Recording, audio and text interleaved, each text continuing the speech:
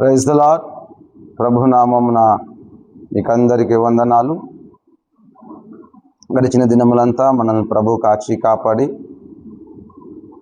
మరలా ఈ సమయంలో మనం అందరం ఇలాగా కలిసి ఆయన నామాన్ని స్తుతించుకునే భాగ్యాన్ని ప్రభు మనకు అనుగ్రహించినందుకు దేవుని నామానికి మహిమ కలుగును గాక.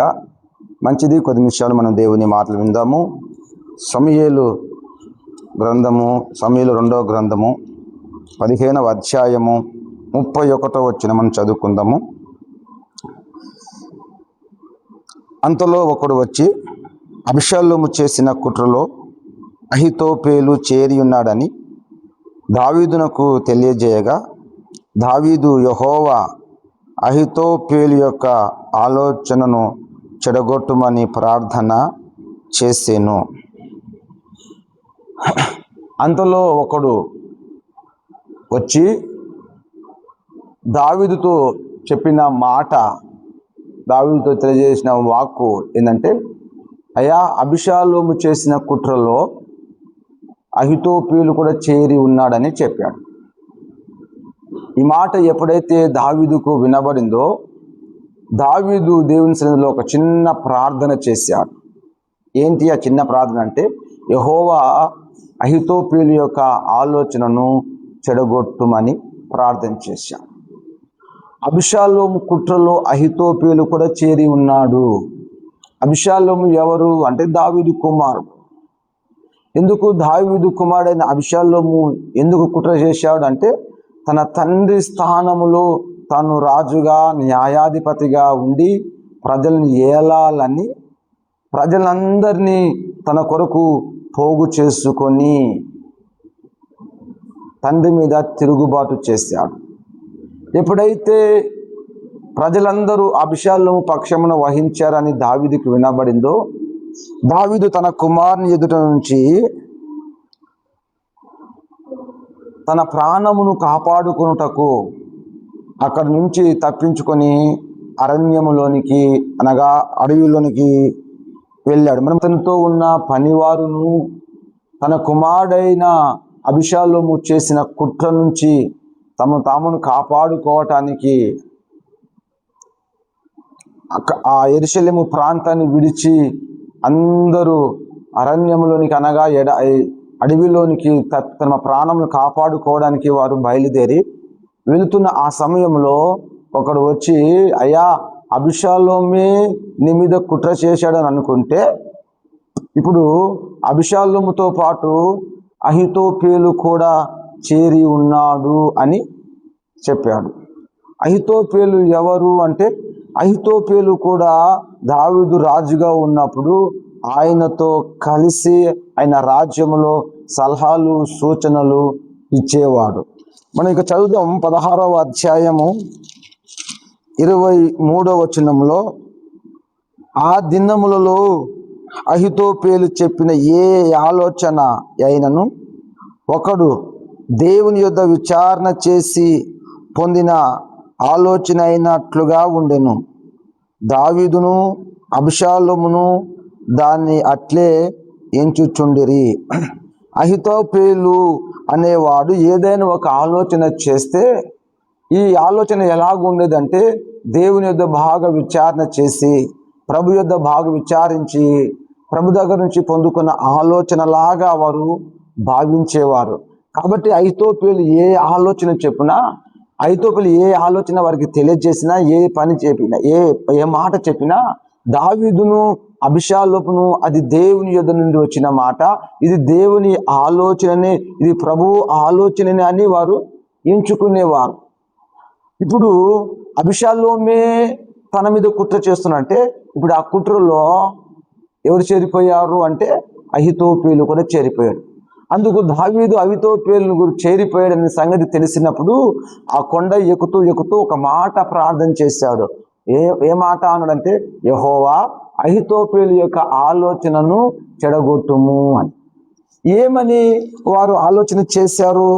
అహీతోపెలు ఏమని ఆలోచన చేశాడంటే, 17వ అధ్యాయము మనం మొదటి వచనం చదివితే, దావీదు అలసట నొంది బలహీనంగా ఉన్నాడు గనక నేను అతని మీద పడి అతన్ని బెదిరించిన ఎడల అతని యొద్దనున్న జనులందరూ పారిపోతారు. రాజును మాత్రము హతము చేసి జనులందరి నీ తట్టు త్రిప్పేదను. నీవు వెతుకు మనిషిని నేను పట్టుకొనగా జనులందరూ వచ్చి నీతో సమాధాన పడదు గనుక నీ చిత్తం అయితే నేను 12,000 మంది ఏర్పరచుకొని పోయి ఈ రాత్రి దావీదును తరిమి పట్టుకొందునని అహీతోపెలు అబ్షాలోముతో చెప్పగా ఆ బోధ అబ్షాలోమునకును ఇశ్రాయేలు వారికి అందరికి యుక్తముగా ఉండెను. Praise the Lord. హల్లెలూయా.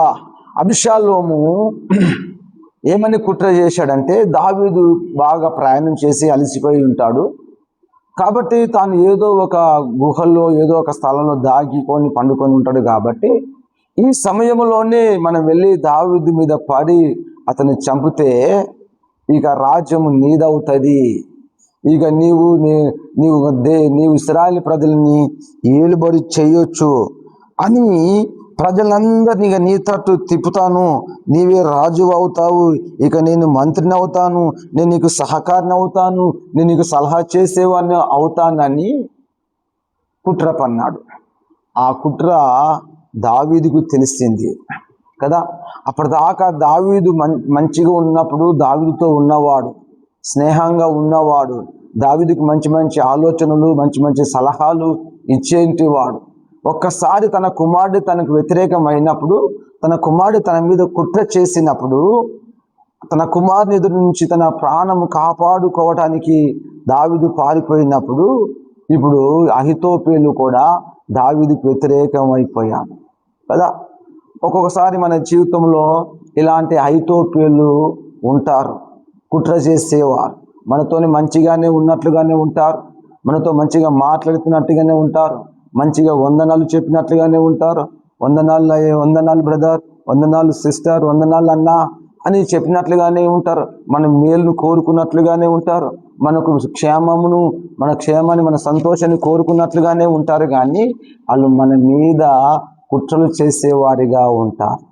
నీ మీద ఎంతమంది కుట్రలు చేసినా, ఎంతమంది ఏమి అనుకున్నా, దావీదు ఆ కుట్ర తెలుసుకున్నప్పుడు, దావీదు ప్రార్థన చేసినప్పుడు అంట దేవుడు అహీతోపెలు యొక్క ఆలోచనను ఏం చేశాడంట, నెరవేర్చలేదంట. చదువుదాం మాట.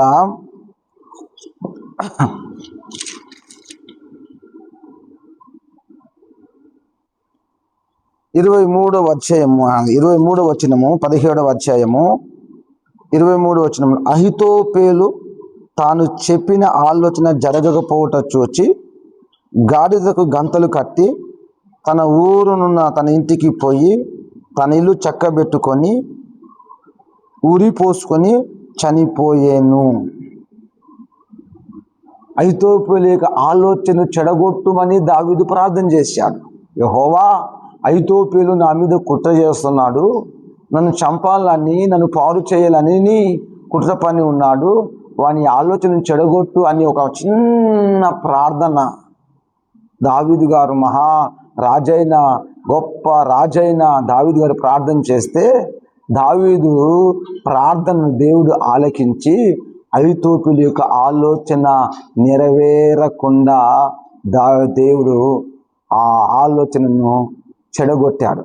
అహీతోపెలు తన ఆలోచన చెడిపోయిందని, తను పన్నిన పన్నాంగము చెదిరిపోయిందని, ఇక తన ఆటలు ఇక ఏమి సాగవని అని ఎంచిన వాడే ఇంటికి వెళ్ళిపోయి ఉరి వేసుకొని చనిపోయాడు.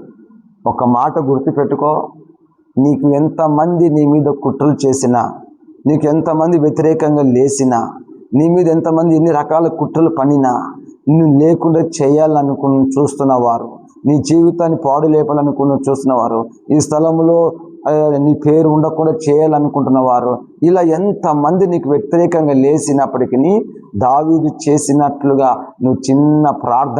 నువ్వు ప్రార్థన చేయగలిగితే దేవుడు నీ పక్షమున నిలబడి అహీతోపెలు యొక్క ఆలోచనను చెడగొట్టిన దేవుడు నీ శత్రువుల యొక్క ఆలోచనలు, నీ శత్రువుల యొక్క కుట్రలను, నీ మీద పడుతున్న కుట్రలను, నీకు వ్యతిరేకంగా పన్నాంగం పడుతున్న ఆ కుట్రలన్నిటిని దేవుడు చెదరగొడతాడు.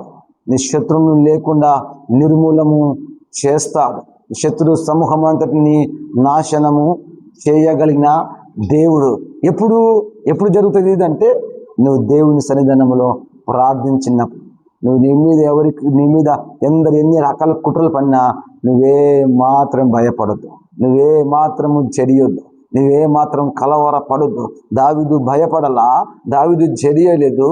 దావీదు పారిపోయినంత మాత్రాన పిరికివాడు కాదు, కానీ తన కుమారుని ఎదుట అలాగూ ఉండకూడదని, తన కుమారుడు తనకు విరుద్ధం కాకూడదని ఒక్క ఉద్దేశంతోనే అక్కడి నుంచి పారిపోయాడు. కానీ ఆ పరిస్థితిని బట్టి అహితోపేలు కూడా తను ఇదే సమయం అనుకొని చంపాలనుకున్నాను. నీ పరిస్థితిని బట్టి, నీ జీవితాన్ని బట్టి నీ మీద ఇక వీని పని అయిపోయింది, ఈ సమయంలోనే వీని నాశనం చేయాలి, ఈ పరిస్థితుల్లోనే వీని లేవకుండా అనుగదొక్కాలి, వీని జీవితం పాడులేపాలని అనుకుంటున్న ప్రతి కుట్ర, ప్రతి ఆలోచన నాశనం కావాలంటే ఈ రోజే యేసు సన్నిధిలో ప్రార్థన చేయి. ప్రభువా, నా శత్రువుల యొక్క కుట్రలన్నీ పాడు చెయ్యి, చెడగొట్టు అని ప్రార్థన చేస్తే దావీదు ప్రార్థన ఆలకించిన దేవుడు నీ ప్రార్థన కూడా ఆలకించి, నా ప్రార్థన ఆలకించి, నీకు వ్యతిరేకంగా చేసిన ప్రతి ఆలోచనను, నీకు వ్యతిరేకంగా చేసిన ప్రతి ఆలోచన, ప్రతి శత్రువు యొక్క కుట్రలన్నిటినీ ఆయన చెడగొట్టును. హల్లెలూయా. మంచిది. ఈ మాటలు ప్రభు దీవించును గాక. పరిశుద్ధుడా, మహోన్నతుడా, మహాగణుడా యేసయ్యా, నీ ఘనమైన శ్రేష్టమైన నామమును బట్టి కొందనాలు. ఇదిగో అహితోపేలు యొక్క కుట్రను చెడగొట్టమని దావీదు ప్రార్థించినట్లుగా, దావీదు ప్రార్థన మీద ఆలకించి అహితోపేలు యొక్క కుట్ర మీద చెదరగొట్టినట్లుగా, ఇదిగో ఈ వీడియో వింటున్న వారి జీవితాల్లో కూడా నీ బిడ్డలకు ఎవరు వ్యతిరేకంగా కుట్రలు పంపుతున్నారో వారి కుట్రలన్నీ చెడగొట్టమని సహాయం చేయమని యేసు నామములో ప్రార్థిస్తున్నాను. ప్రభువాన్ని కొందనాలు స్పందిస్తున్నాను. ఈ వీడియో చూసిన ప్రతి బిడ్డని దీవించి ఇంకా నీ సందర్భంలో బలపరచమని, ఇంకా నీ అందు విశ్వాసం కలిగి వదిలినట్లుగా కృప చూపించమని యేసు నామములో అడుగుతున్నాను మా పరమ తండ్రి. ఆమేన్. మంచిది. ఈ వీడియో మీకు నచ్చినట్లయితే లైక్ చేయండి, షేర్ చేయండి, సబ్స్క్రైబ్ చేసుకోకపోతే సబ్స్క్రైబ్ చేసుకోండి. దేవుని మిమ్మల్ని అందరినీ దీవించును గాక. ఆమేన్.